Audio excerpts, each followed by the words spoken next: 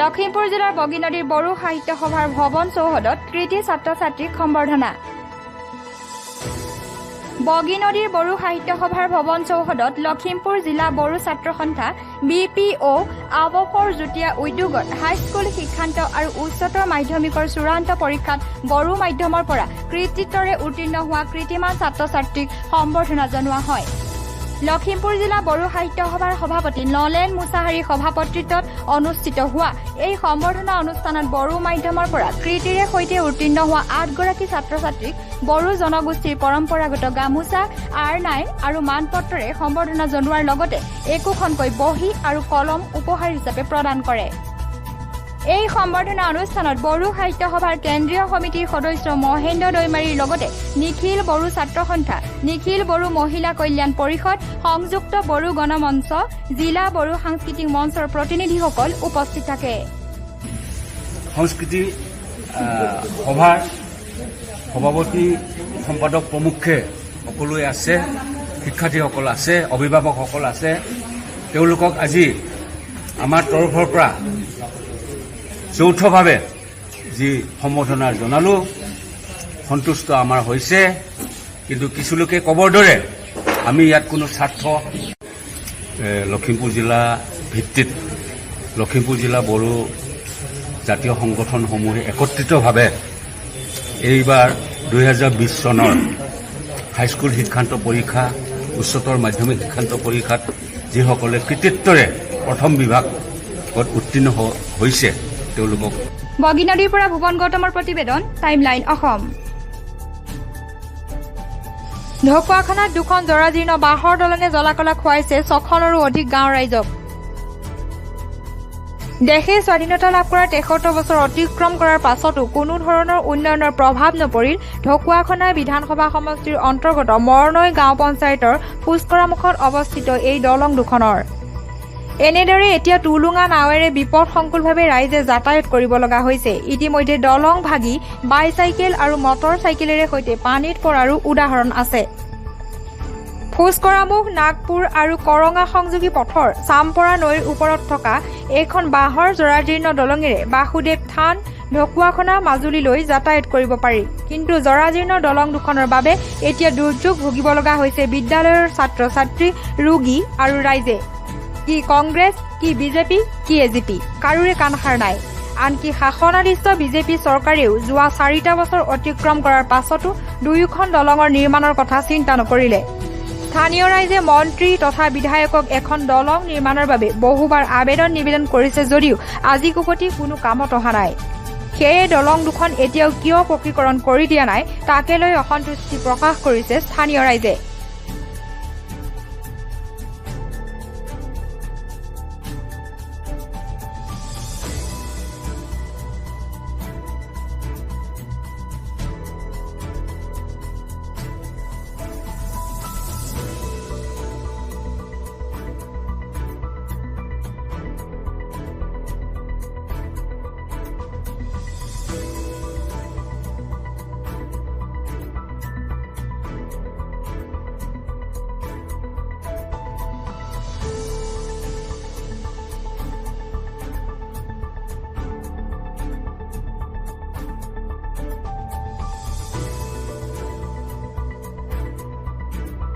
আজি মানে 73টা বছৰ হৈ গ'ল।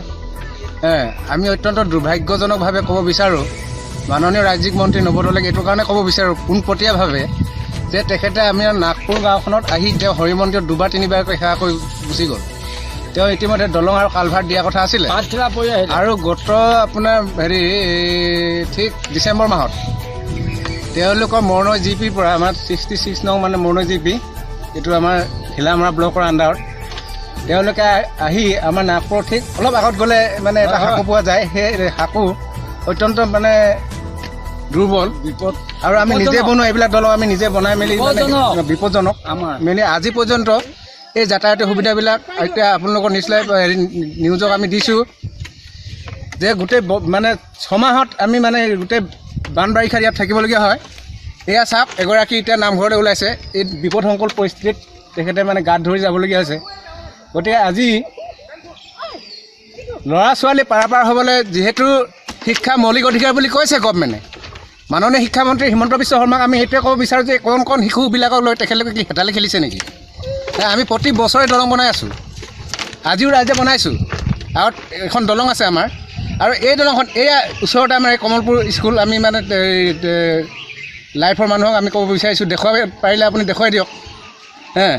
এইখন স্কুলত গোটেই আমাৰ এই গাঁওখনৰ ল'ৰা ছোৱালী ইয়াতে অধ্যয়নৰত, কিন্তু সেই ল'ৰা ছোৱালীবিলাক আজি 6 বছৰৰ পৰা তেওঁলোকে ইয়াত MV স্কুল শিক্ষা লাভ কৰাৰ পিছত হাইস্কুল যাবলগীয়া হয়, হাইস্কুলৰ পৰা কলেজ যাবলগীয়া হয়। আজি কিন্তু ইয়াত চাইকেল এখন নিব পৰা কোনো ল'ৰা ছোৱালীৰ সা সুবিধা নাই। গতিকে আমি ধিক্কাৰ দিছোঁ এনে গভৰ্ণমেণ্টক।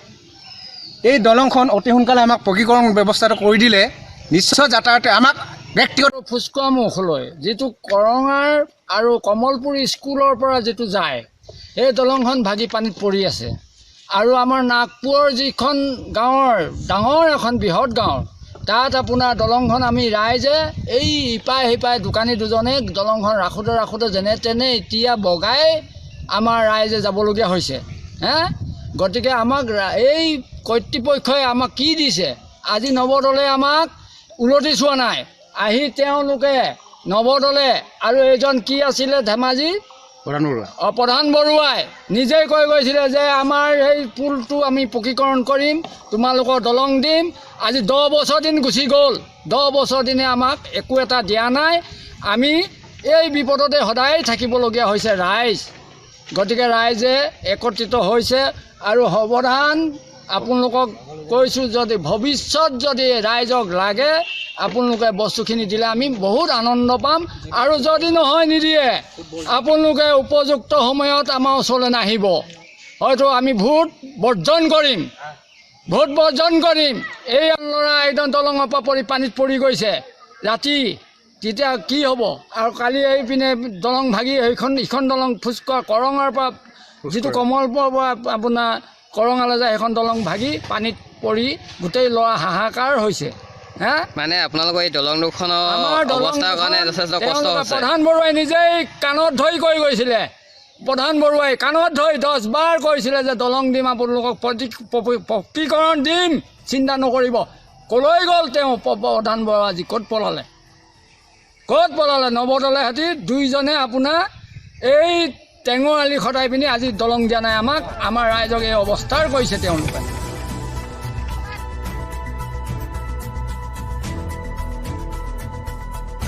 ঢকুৱাখনৰ পৰা জ্ঞানেশ্ৰী গগৈৰ প্ৰতিবেদন, টাইমলাইন অসম।